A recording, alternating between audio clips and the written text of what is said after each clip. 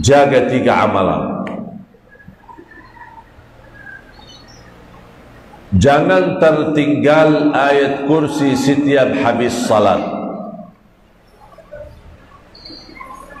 Hafalkan ayat kursi?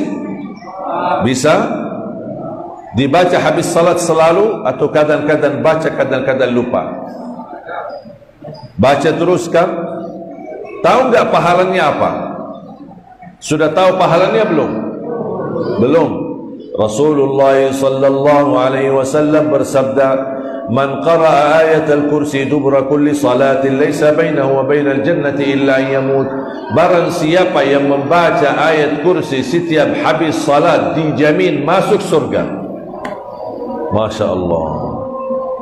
Saya sering sampaikan ke jamaah, ke dalam kesibukan apa saja, ada urusan bintik, ada urusan mendadak, mau buru-buru habis salat di masjid atau musalla, mau cepat pulang karena ada urusan, usahakan jangan tinggalkan ayat kursi habis salat.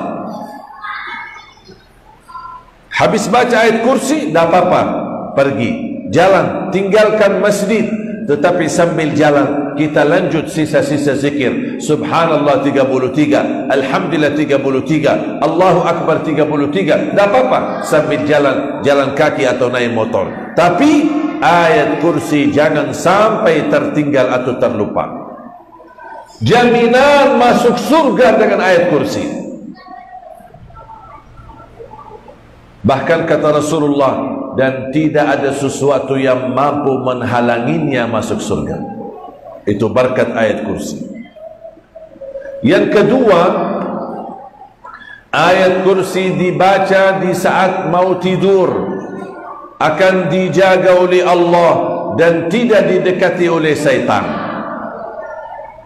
Bapak ibu mohon maaf, anaknya terlanjur tidur, belum baca ayat kursi, tak apa-apa, bapak atau ibu bacakan ayat al-kursi sambil usap kepalanya. InsyaAllah dijaga oleh Allah dan tidak didekati oleh syaitan. Jelas? Amalan yang kedua,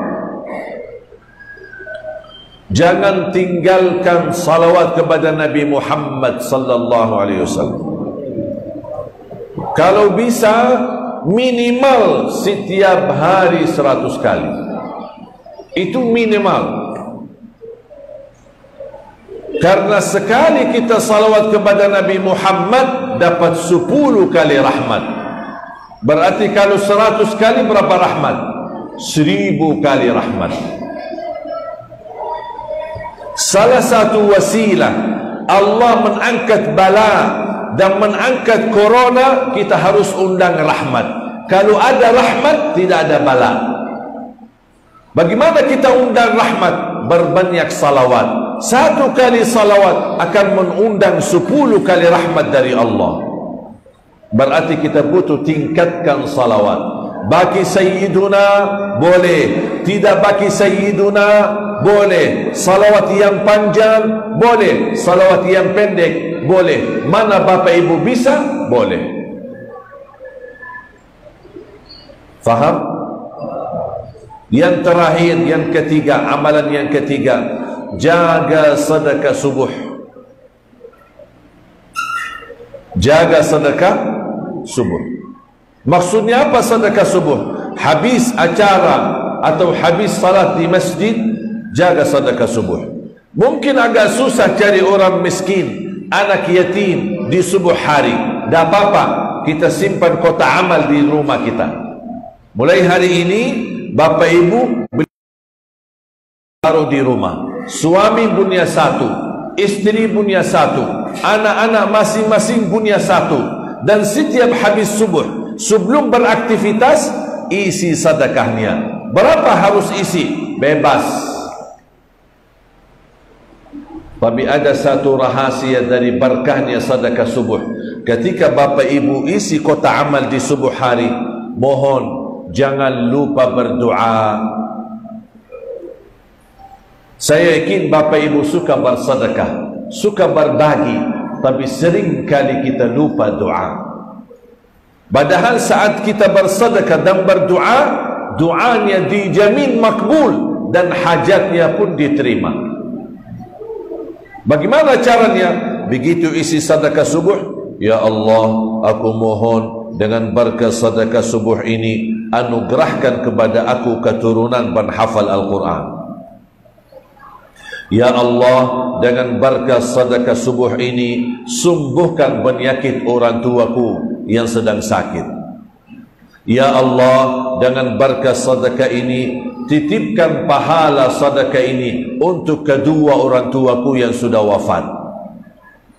Ya Allah, dengan berkah sedekah ini, mudahkan ya Allah rizki yang berkah untuk bisa ke tanah suci, haji dan umrah dan ziarah Nabi Muhammad sallallahu alaihi wasallam.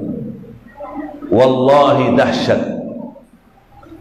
Sedekah subuh dahsyat. Apapun hajatnya. Kalau boleh saya usulkan, ketika isi sedekahnya fokus satu hajat.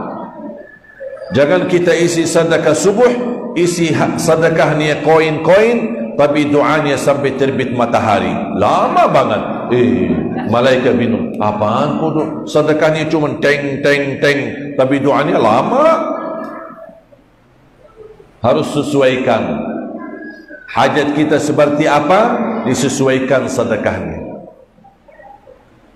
Bukan Allah tidak bisa menabulkan semua hajat kita, tapi seharusnya kita malu. Kita bagi kepada Allah cuma koin dan kita minta panjang lebar.